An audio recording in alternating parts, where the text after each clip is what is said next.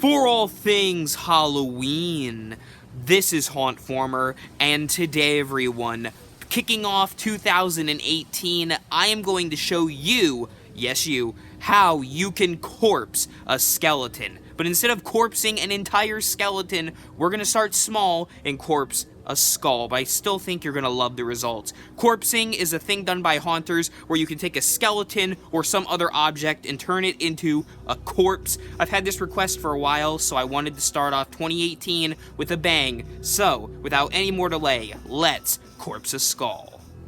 To begin corpsing, the first thing that you're going to need is a heat gun. I got this one off of Amazon and it works really well.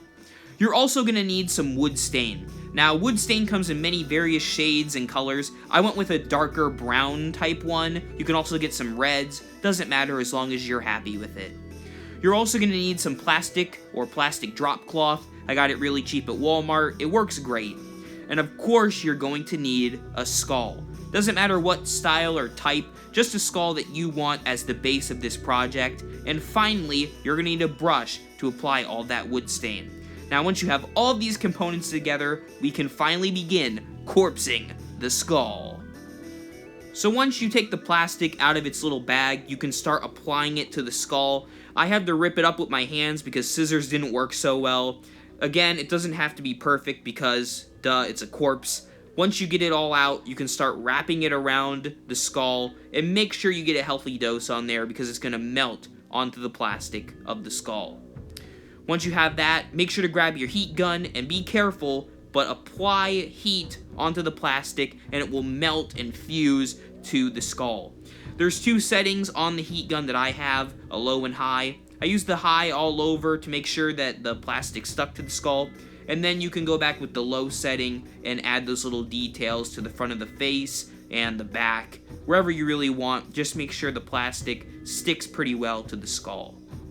I also went ahead and added some slits and little cuts into the eyes, nose, and mouth of the skull because I wanted to make sure to give it some character and make those parts of the face visible. I then went ahead and added another layer of plastic to the front of his face just to give him some more skin and really pop out his eyes, nose, and mouth. Those features were really important in getting the character of the corpse. And once you have that all done, you will see that this corpse is starting to come together pretty well. Now that we have the plastic applied, we can start adding the wood stain. Again, be careful, this, hence the name, stains, but what you're going to do is just start applying the stain all over the corpse head. You can be pretty generous with it. I kind of added a lot to mine, but I think it'll look just fine. He kind of looks like the Tar Man zombie.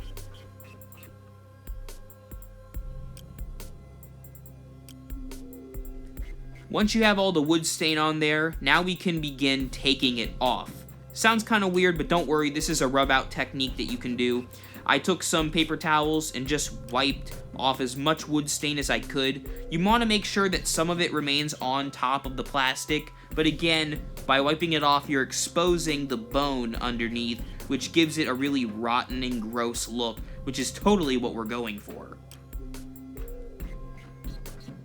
Now, as you can see, this corpse is really coming together. You can pretty much be done at this point, but I went a little further. I had an old wig and just cut up some of the hair and placed it on top of his head with a glue gun. Just added a little more character to the corpse, made it more realistic, and I think that this is one creepy cadaver.